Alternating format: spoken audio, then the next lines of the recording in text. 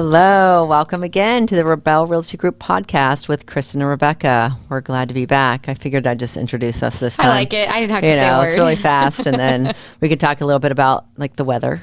I don't like the weather. It's cold. It's nice. It's okay now. Really cold. So when I woke up, I was shivering, and I looked at my phone, and it said it was like 42 degrees, but then it said Jacksonville. So I switched it over to Gainesville. It's 54, but it felt like it was 40 something. I don't know. We're just not used to it. But then it's become like such a beautiful day, and yesterday was absolutely gorgeous after perfect. Friday and Saturday's rain. So yeah, I'm sure everyone enjoyed the weather of yesterday. Maybe went outside. Enjoyed just walking around or, playing outside. It was great, but I still prefer the heat. The warmth. I don't know if every day could be like yesterday with just a maybe 5 degrees warmer. I'd be fine with that. Yeah, so I watched the premiere of New Blood last night, the new Dexter that came out, and the line that stuck out to me from that show was, he said, I can't tell you who he said it to because I don't want to give any spoilers. Yeah, but I didn't watch he it, was so like, I gotta watch it now. He said, one thing's for sure, after 10 years, you never get used to the cold after living in Miami. That's true. And I'm like, I agree with you. I don't live in Miami, but I'm like, I'm watching him walk around in the snow. And the only time that I could handle the weather when I lived outside of Florida was when I lived in Puerto Rico. Everywhere else was too cold. It's beautiful. That's Way why. too cold. Tropical. Mm-hmm. Yeah, I love the idea of going to see snow, but I've seen snow before, and I know that it's cold and it's wet, and it's a pain in the neck to go anywhere because you have to layer and put all this stuff on. We're buying layers because we're going to the UP of Michigan, so that's Upper Peninsula, kind of south of Canada, and we're going to freeze our tushies off. So I bought layered, like the little, thermo underwear. Yep. I've done that before to go skiing. We had to rebuy them. Luckily, we have some bibs that we have either borrowed or found. I'll tell you how we found them later. It's crazy.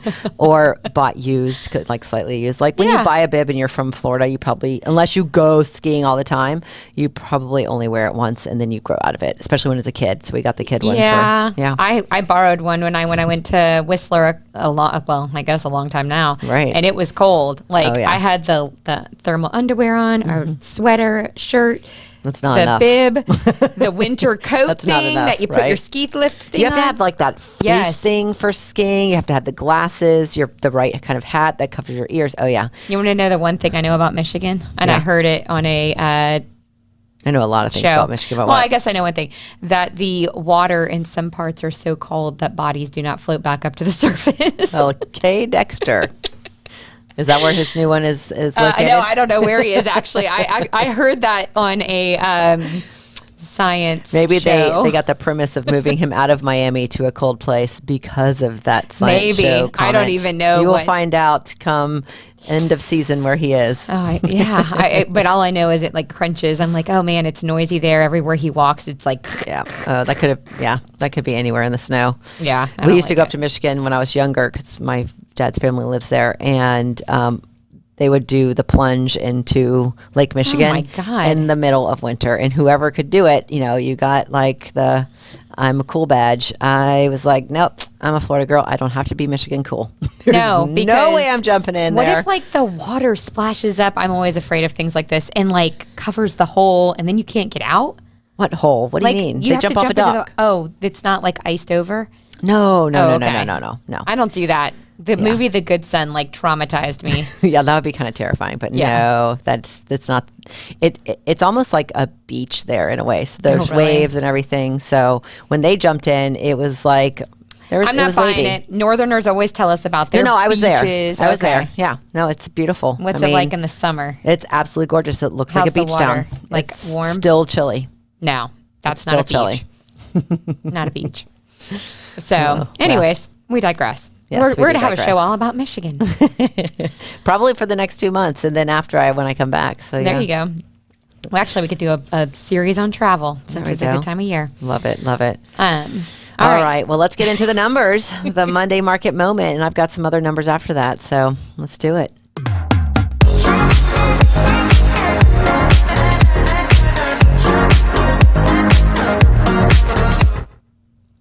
All right. Okay, so what we have happening in... So remember, this is like 8 days. Right. Yeah. Well, yes, November 8th. But I still think it looks exciting. That's a lot of activity for 8 days. Except for St. Augustine. But yeah, I'm even giving them a Gainesville, pass. only 50 closings. Now, again, that could be because of the changeover with the MLS. We still are finding issues. So I'm finding that people can't access it. Well, I'll be honest. Okay, so here, even though I've had access to Stellar, I have not put a ton of listings in there. Right. We're starting to. But I have been practicing on my own, and I put one in there twice yesterday. The first time was an extensive search, apparently. Oh. The second one was the actual listing. Great. Like, yeah, there's so many different ways now. And so, I mean, it's a great program. It's just very robust. It's very robust. It's very new. Yes, we're all figuring it out together. But yeah, I was like, so again, still have sympathy in your realtors. We are not trying to hide your listing or not close it out. We just don't know how yet. We're trying to figure it out. But we'll start in St. Augustine, who had some brutal weather with that nor'easter that came down. I saw a lot of videos that were concerning for them. But 67 active. That's for the entire year. That's what's currently available. We can't fix that. Yep. They've got that funny MLS up there. 16 pending and 7 closed. Not a bad start. That means at least one agent a day is being fed with your dollar. You can help. No, I'm just joking. But yeah, one agent a day is working up there. All right, Marion County, you've got 147 active since the start of November. Not bad at all. Not bad. 8 days and that many. That's crazy. Yeah, I'm like, I wish I had 147 You already pinned it to listings. 216. Holy Y'all are working cow. hard down there. Closing 155. Great job, Marion County. I'm going to go up to Gainesville really quick and say we got 57 active. It'll actually be 58. I just have to hit the remarks and save the one that I worked on really hard over the weekend. 77 pending and 50 closing. So nice job, Gainesville, on getting that work done. Hillsboro, 199 active, 288 This is really pending. just Tampa, though. Yeah, We I have know. Hillsboro South up Tampa. there. Yep. I'm sorry, yes. That's the county, but we're focused on South Tampa. And then 210 closed. I think exciting things are happening in Tampa. We will getting a larger office. Ooh, yeah. Henderson So, Boulevard. that's right. We're We're excited. coming. Rebecca's going to be there this weekend, changing it up. We're leaving Tampa Yay. Street, going to Henderson Boulevard. We're going to have parking now. Yes, which will be nice. Yes. So we won't have the great restaurants right under us, but we will have parking. And I think there's it's a fair enough trade. great food in Tampa, probably close enough by that we, in the area that we can grab that food. Mm-hmm. So if anybody wants to watch the baby walking while distance. I move things, just hit me up, and you guys can come watch him. There you go. In Tampa, by the way. Yes, in Tampa. Yeah, he does not do overnights yet. Right on. Well, I figured we could do the September versus, October closings, but because we have so many issues with Gainesville MLS, I figured let's not do that. And I found this great app. Well, not an app. It's actually a program through Florida Realtors that as a realtor you have access to. You have to be a realtor, you have to be a member, you have to pay for it. So we can show this to you. So I'm going to start with Marion County, Ocala. So the top number is Marion County closed sales. And you can see that's actually from September 2019, so 2-year period, to September 2021. So these are the closed properties. So when everybody says we are super low on inventory and we're having a hard time and things aren't closing, look at the numbers. They've actually gone up. So April 2021 looks like the highest amount in all of Marion County. Okay. Then you go down below, that's Ocala. Now it's not a huge change because I guess the way that this program works I figured it would be the map is different when it comes up. It's not showing the map, but the Ocala numbers look very similar to Marion County. So Ocala really makes up most of that county. Right. The weight. Yeah.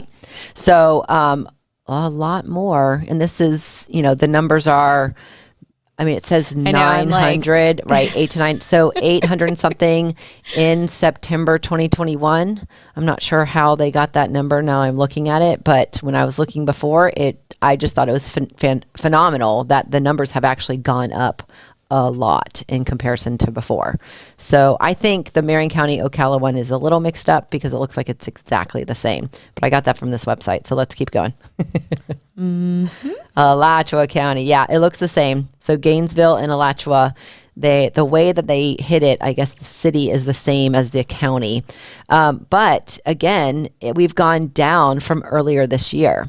And actually, if you go through, you can always see that the highest months of closing pretty much, the last two, this year and the last year, were June, July, which is, May through July. This year was most obviously that huge spike in June. We had the most closings. So it kind of shows you, over the time, June is always one of the biggest months. Now, I would say April's a big month, but it doesn't show that on this. It shows that it starts coming up. It actually went up in March, came down in April, and then just shot up in July and came back down. If it's closed, what I think it is that we're showing and writing offers in April.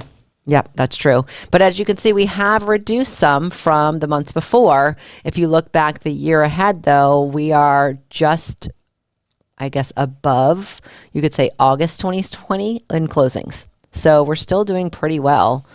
Hang on. Go, and now remember, when we show you numbers on that other slide, original slide, I think we're showing you month by month. And I'm just wondering, because these numbers are way higher than what that shows. This is all properties. So we're also putting in I can't switch it to, so it's going to be land, multifamily businesses, right? So it's a little bit of everything, which is why these numbers are so much higher than where you see when we show you just single family. All right, we'll go to the next one. So we don't have two different ones with Tampa, because Tampa is comprised of how many counties? There's a couple different counties. Yes. There's Dade, Hillsborough. Is there another one? That area. Not Dade, but it's St. Pete, Largo, Clearwater. It's all these. The county in there. Yeah. So the first one is Tampa City, but it's not technically the Tampa that we show you all the time. Right. But it's showing you that actually their huge spike was May, June. At the end there on the top one. Mm-hmm. And then it shot down, but it's actually come back up since August. And it only gives me until September. I cannot show you October. And then the bottom one, because I can't just give you a one county, it gives us a Tampa, St. Pete, Clearwater closed sales. So it also shot up in June and then came down. It's kind of looks pretty even. I mean, a little lower in numbers, but I find these graphs are really interesting to show you that we're actually higher than we used to be. Now, there's a huge drop. It looks like January, February, almost every one of the charts had that. Yep. So, and that's, kind of, you would think that's typical. We usually find that people start buying again at the end of the year so they can benefit from homestead taxes. And then, the market is really low in inventory, and so it starts rising up for that spring season. And Florida really does have a spring season. It's not just Gainesville. It looks like it's all of Florida. So the very last one is St. Augustine. What they do is that there's St. Augustine beaches, and then I have to look up Crescent Beach. Now, when we do the numbers, we try to do the whole entire strip, but they split up the strip. So you can see the number is right below 20, so about 18 for September 2021 closed. But then Crescent Beach, you've got right around 6 or 7. So that kind of goes in line with other numbers that we've seen. We saw 7 today, but this is again all property types, and again, land, large tracts of land, small tracts of land, lots, multifamily, commercial, things like that. So St. Augustine still has the lowest amount of closings because of this area that we have, small, right? But it still shows that things are closing there. And basically the graph of it, this graph is slightly different than all the other ones that we've showed. They had really great sales June and July in Crescent Beach and also in St. Augustine Beach last summer. And then I saw a spike in at least the top one in October.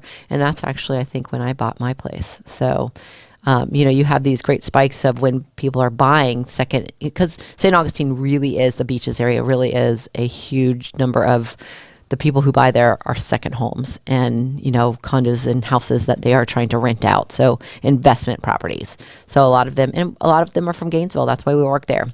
My entire life here in Gainesville, I've always known a lot of people who own over there as a second home or investment property. So that's, kind of why we stick over there to sell over there, because we've got people here that want to buy over there all the time. So there's some really great graphs, and we can do this more often if you'd like and really get into the meat of things. I knew that it would take up a long time, so just wanted to show them. I thought that was interesting, and we can talk a little bit more. about them. We're going to take a break, but right before we go into the break, I just want to show this. So the pictures are out of order. Oh, no, they're not perfect. So this is a 14-foot trailer and is almost filled with everything. I actually won it in an auction with Dance Alive. There's a Dance Alive auction, and so I was supporting the arts. And I put in a bid to win an organization, 3 hours of organizational time with Odell Move Management, and won it. And Liesel Odell, the owner, who a lot of people know, and she's just this wonderful woman. She actually focuses on seniors, but when they're moving out of their home that they've lived there for 45 years, raised all their children, now they're moving to the villages or somewhere smaller, maybe in with another family member, and they have an entire home of years and years of just things, mementos, clutter, everything. She goes in and helps them because it's really hard for them because they're super emotionally attached. Well, my grandfather passed away last year. I acquired almost his whole house. It went into the garage, and I had emotional attachment. So she came over, and if you want to see the next slide, we almost completely filled that 14-foot. Now it was rainy on Saturday, so that to the left of your screen, I think right of mine, is a tent, a Rabell tent that we used. It was returned to the office today. Yes, we dried it out and returned it. We used 2 tents. So she brings tables, sorting tables. She brings boxes that you can fill and keep. She'll charge you for those. But we went through and completely reorganized everything and threw away a lot. And also, she doesn't just throw it away. She knows multiple places for donations. So if you have books you want to donate, she knows where to put that. If you have maps you want to donate, old maps, anything historical she knows where. And then just toys, clothes, anything that you have, she knows where to donate them. So it's really, really helpful. We loved her. Thank you so much, Liesel Odell, and of Odell Move Management. And if you're interested, I will plug in her number later, the information later on where to find her. All right, you ready for a break? Yep. Kristen's been talking a lot. I'll let you take over next time. Gainesville's year-round warmth makes enjoying a cold beer an everyday occurrence for some who are lucky enough to visit and source beer from 3 local breweries. First Magnitude Brewing Company is a craft brewery and tap room with deep roots in the community. Located in downtown Gainesville, First Magnitude will not only wet your whistle with award-winning beer, but serve you an appreciation of Florida's natural springs. Cypress & Grove Brewing operates as a 15-barrel microbrewery in downtown Gainesville, whose cross street address was formerly known as Cypress & Grove, now 4th Street and 10th Avenue. The Cypress & Grove Brewing Company recipe uses artisan water from the original ice factory well that first occupied their current building, malted barley, hops, and yeast to craft their consistently evolving beer. Swamphead Brewery, known as the craft beer that is inherently Floridian, was founded by none other than a University of Florida alumni in 2008. The Wetlands is the name of the Swamphead's tasting room, which serves as a place to hang out, grab a cold one with friends, and enjoy a local sampling of bites from local food trucks, pairing cuisine with the taste of Florida beer.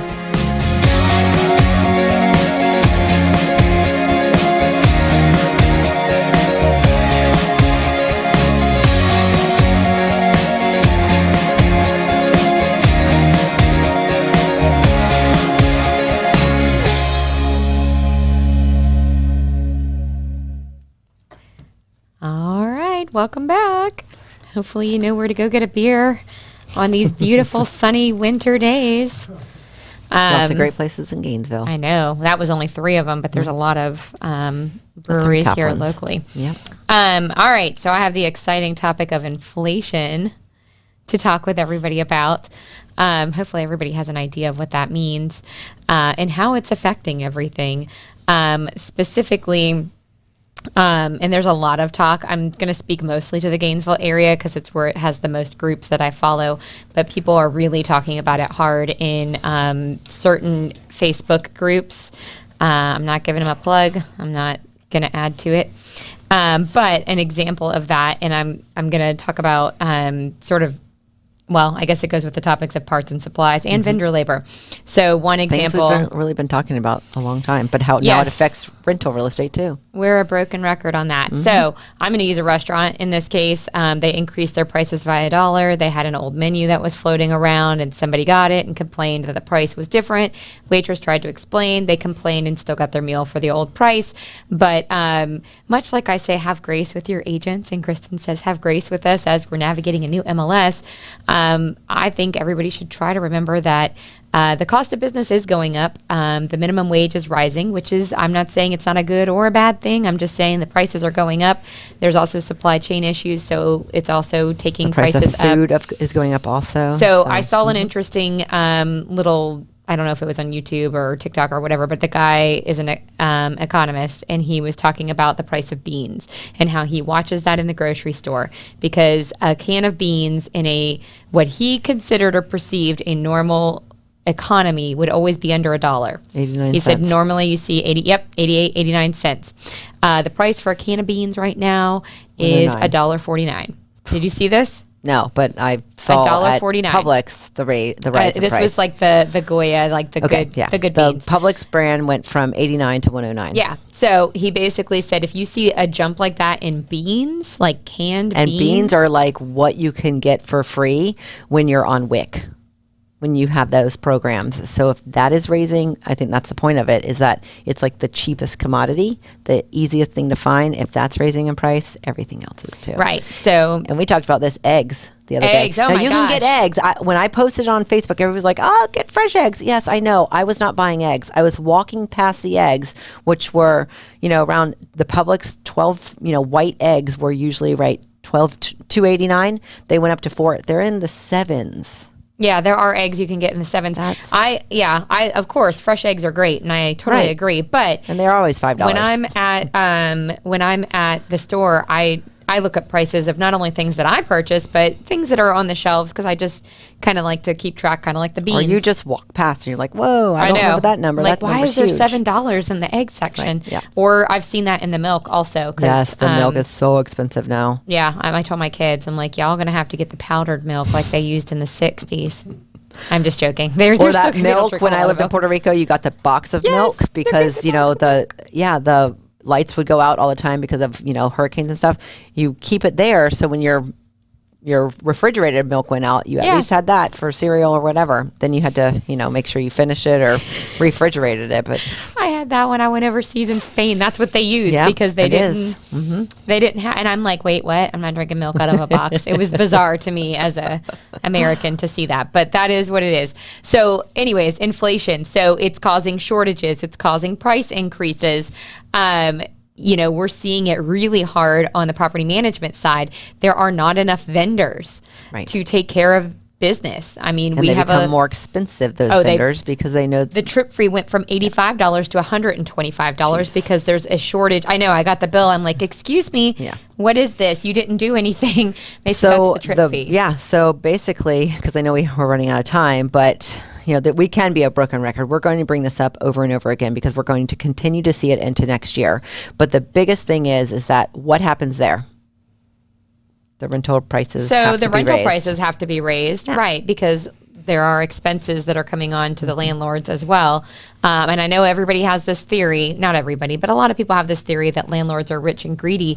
You'd be surprised to know that most landlords only have 2 to 3 properties. They're regular, everyday people like yourself who have made an investment in a property. They have a mortgage on it, so maybe they're charging you $2,000 a month. Their mortgage might be $1,600. Then they have taxes, insurance, there's not an to HOA, mention repairs, there might be an HOA, right? HOA, and they're assuming all of the risk and liability for you to live there. So you will see rental prices increase. So you want a 10%, right, ROI, return on investment, and most of them we find are 3%, 4%. Not in this county. It's very difficult in Alachua County with the price of investors come taxes. in all the time. Oh my gosh, I really want to buy, investment property. Can you find me a good investment?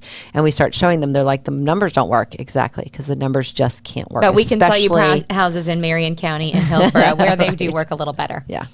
One big reason is obviously, like she said, our taxes, our property taxes, and then the HOA dues are gone up because there's a lot of things need to be done on the condos.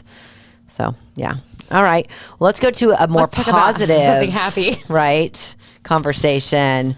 So I thought this was really cool. This is kind of cool. And I had no idea that he was involved in this. He owns it. He's part owner. I had no idea. Yep, I didn't know Tiger Woods Greg did anything. Bartoli, who I don't know who that is, I but don't know. maybe Maybe you he's a all golfer. do. But yeah, Pop Stroke Entertainment. It's like what did I say? You said the top golf of mini for golf. Mini golf. Well, for putt-putting. putt-putt. So Tiger Woods said that he just remembers growing up with his dad, and they were always like putting. Like that is like the best way to become one of the best golfers is to really have your putt game on. So they would just practice. They would make up challenges and games, and he thought, you know what? There's Top Golf.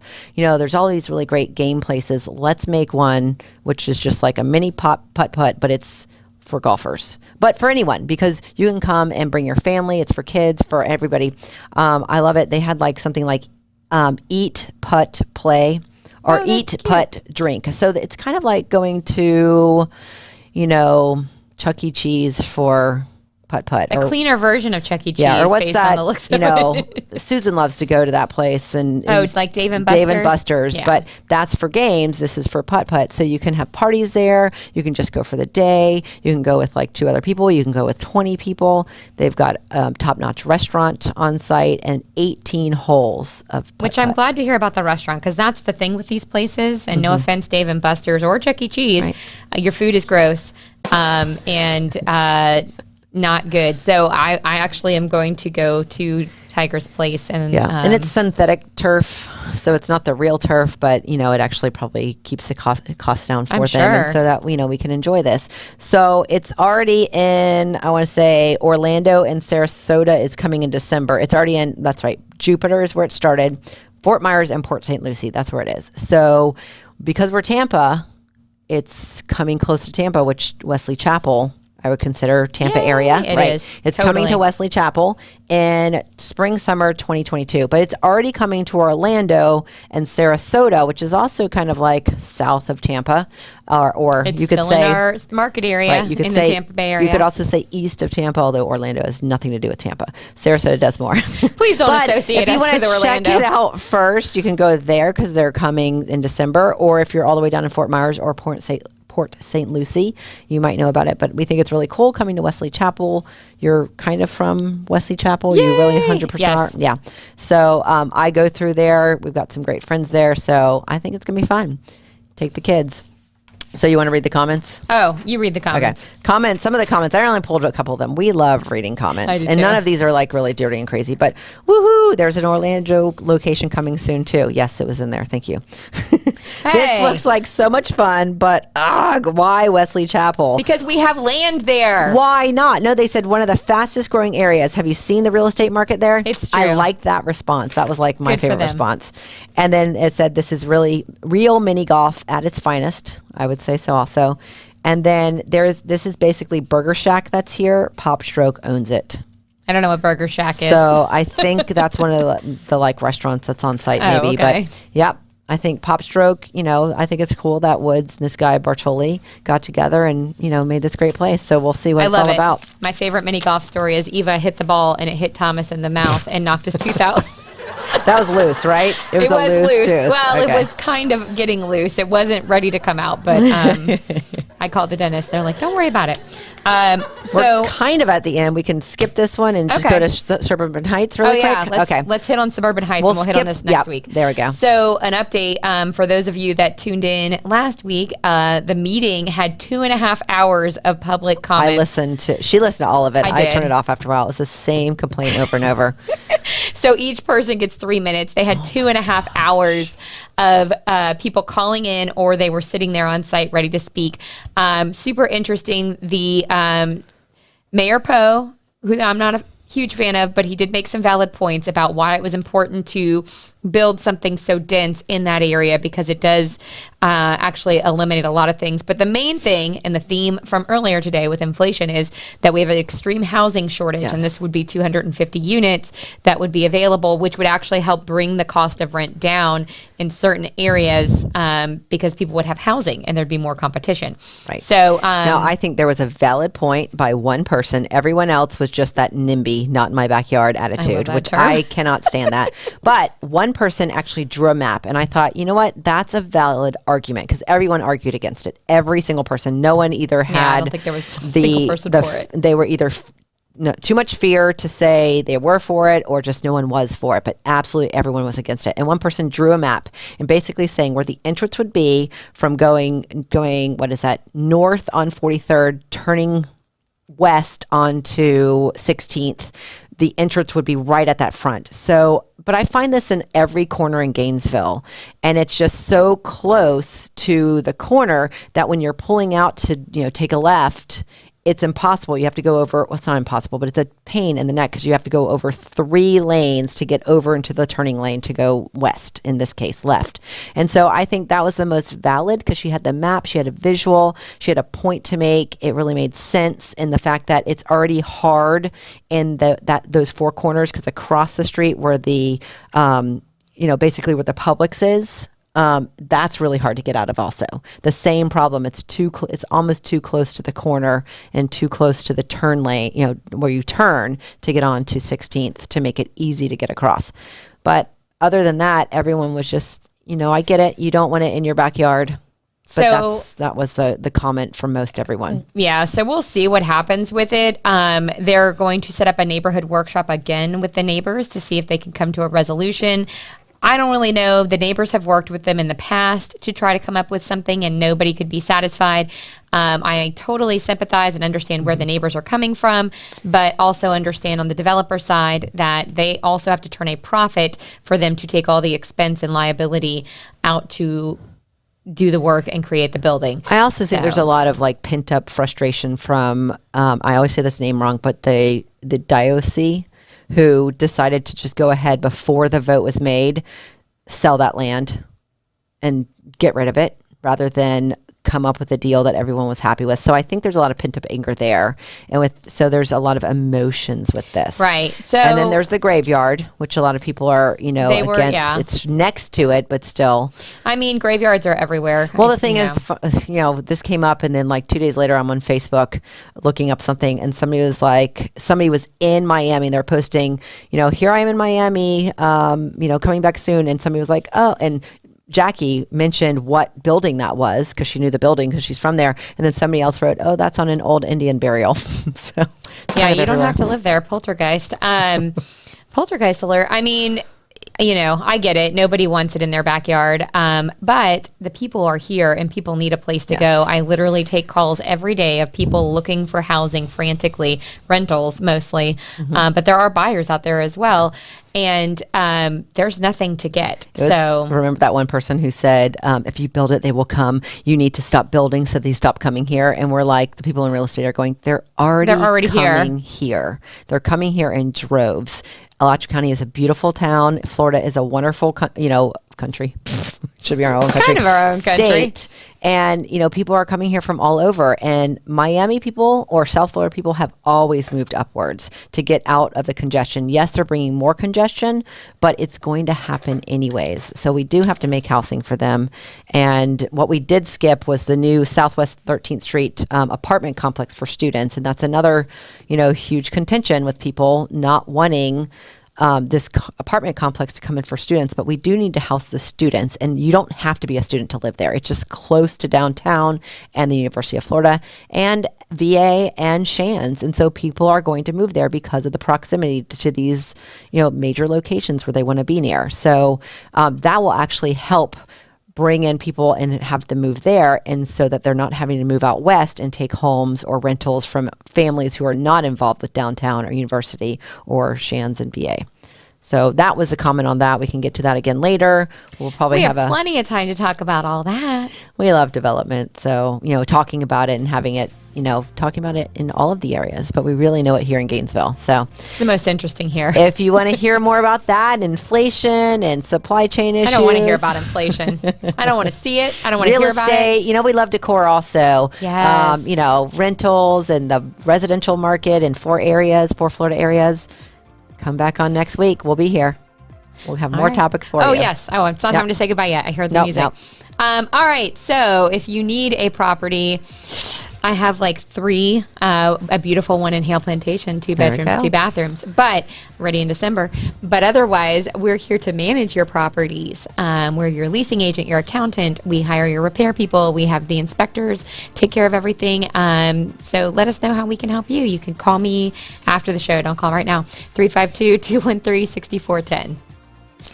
All right. So I know that, when I always say if you want to join a team or become a realtor or change your real estate company, you can email us at join@buysellrebell.com. And I don't just mean for Gainesville. We have our office now with parking in Tampa. And I have got 2 great realtors, brand new realtors, but they're going to be amazing coming on in Tampa. So if you want to change in Tampa also, we're here for you. We also have our St. Augustine location and we work in Ocala. So don't forget, it's for all of those. Talking over your slide. If you want to get social, you can find us on Facebook, Instagram, TikTok, LinkedIn, and of course, YouTube. Woohoo! Like and subscribe. Thank you. And then also, do you know we have a blog? We probably should change this up because I hope you all know by now. But we do have one, buysellrebell.com/blog. You can go on there and read all about what we've talked about on the podcast and other great real estate and local events. And if you would like to have your own podcast, first, contact us and get on the show. We would love to interview you so you don't have to listen to us ramble about decor and inflation. Contact Elio at 352-327-5089. I'm terrible at reading other people's numbers. And we also thank the Fiesta Media for this. And he's got some great things going on, a new radio station. And I don't know if he has anything to throw up there real quick, but new radio station, if you love Latin music, salsa, merengue, bachata, and other stuff, get on that. Let us know, and we'll send you that link so you can listen. It is an internet radio show, and it's amazing Latin music. So let us know. We'll post it. Bye, guys. Thank you. See you next Monday.